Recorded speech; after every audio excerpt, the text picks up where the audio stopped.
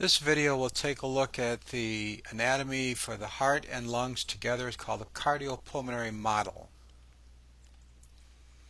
The first item, looking at the general overall here at the top, is the part of the respiratory system coming down there and then bearing deep into the models, showing the lung tissue. And the heart, of course, are at the pointer.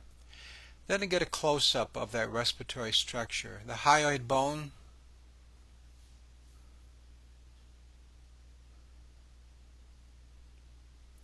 and then looking at the thyroid cartilage. Although everything here is bilateral, it's mainly shown on the right side, but it should be on the left. This would be the thyroid gland, quite large there, barely touching what's now called the thyroid cartilage. Next would be to take a look at the cricoid cartilage, or by some people still called the Adam's apple.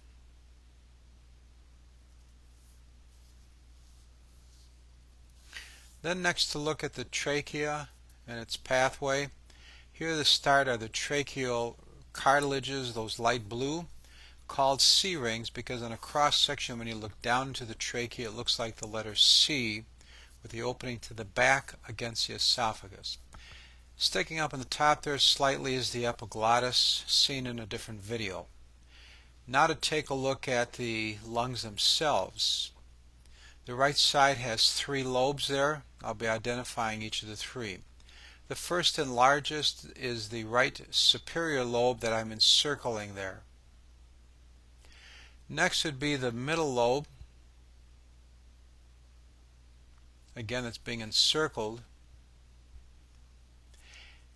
And then to the posterior would be the inferior lobe that would show up much larger on a lateral view. Of course, this is an anterior view in this video. Then to the left side. The left has 2 lobes, the larger one there being the superior lobe. And then to the smaller of the 2, the inferior lobe, but on a lateral view would look much larger than what is there because it's hidden in back of the superior lobe. Then the diaphragm muscle, this red sheet that curves there. Of course, digestive structures would be where the pointer's at.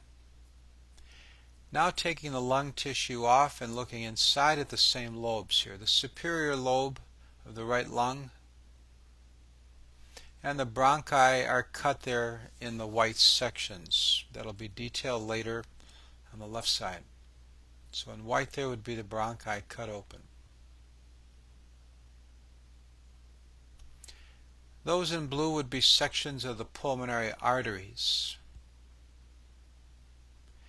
And then the red would be the sections of the pulmonary veins, having oxygenated blood, thus red. This is the middle lobe of the right lung.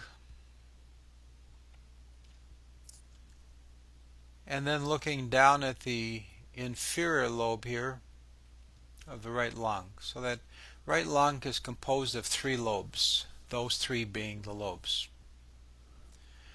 Then to the other side, to the left side. Here's a superior lobe cut open.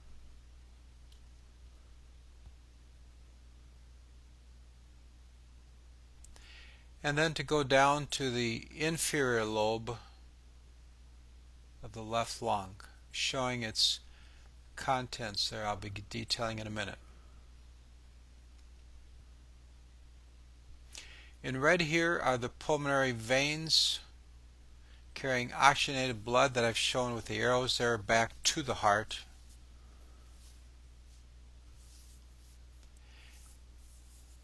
And then here, going into the left atrium, is where those pulmonary veins are carrying blood into.